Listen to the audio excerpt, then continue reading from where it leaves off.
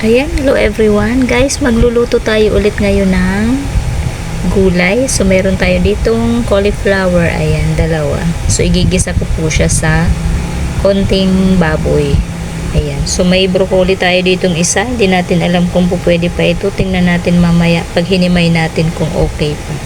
So, himayin ko po muna ito.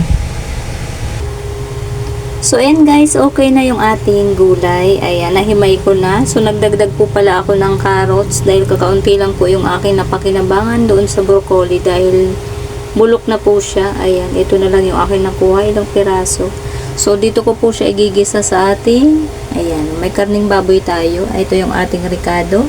May bawang, may seasoning, may oyster sauce, sibuyas.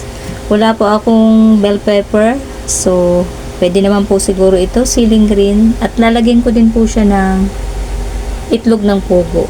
Kasi yung anak ko baka hindi kumain ng gulay. Yung mga itlog na lang yung kanyang mauulam. Tara, igisa na natin guys. So, mainit na itong ating mantika. Ayan, igisa na natin itong ating bawang sibuyas.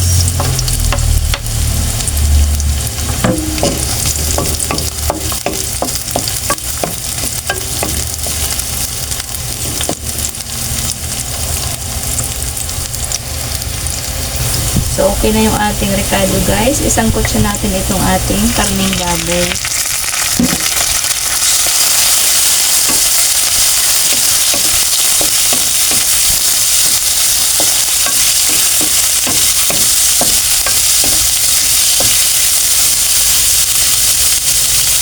Lagyan natin ng paminta.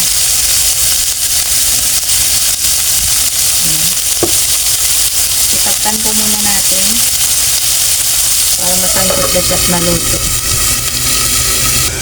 So, check natin guys.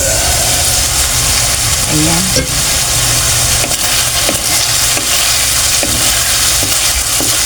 So, kailangan po ito ay maluto na dahil yung ating pong gulay ay madali lang po siyang maluto. So, kailangan po ang ating sahog ay tumuto. Ayan. So, konti pa po para sigurado tayong malambot na rin siya mamaya. Tapan natin ulit.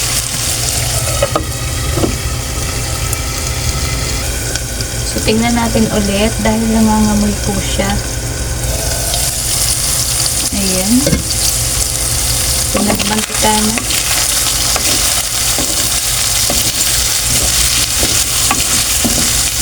Ayan. So, lagyan na natin siya guys ng oyster sauce. Ayan. Lagay na rin natin itong ating sili. Lagyan na natin ng seasoning. Ayan.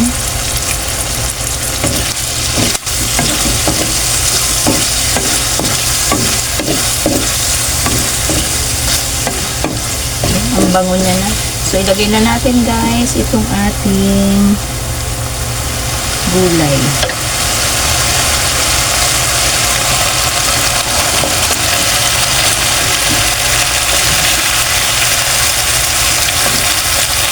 Dami din ito.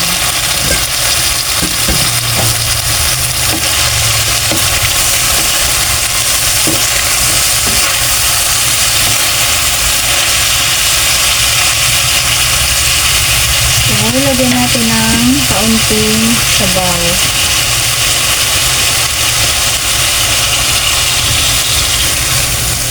Ayan. And then, takpan natin para makakulo siya ng maayos. Check na natin. Ayan. Ang bango. Ang bango. So, ito naman po hindi kailangan ng lutong-luto.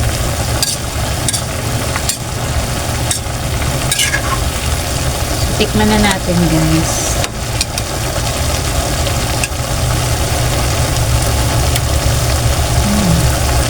Matabang pa siya. So, dagdagan natin siya ng kaunting asin. Parang may kurot ng anghang yung ating sili. Pero masarap naman. Sarap ng gulay.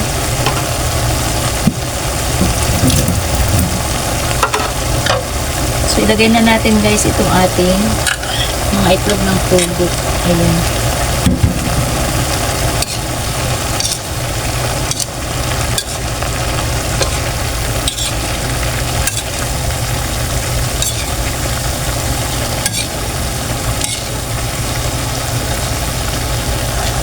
So, isang kulo na lang po. At yan ay luto na.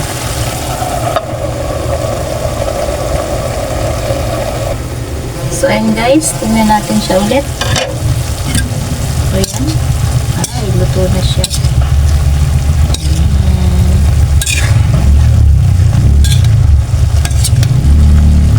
So, okay na to.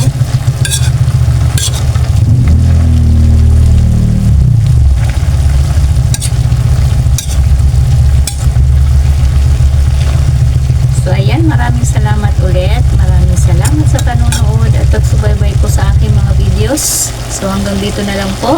Maraming salamat. Bye-bye po. God bless us all.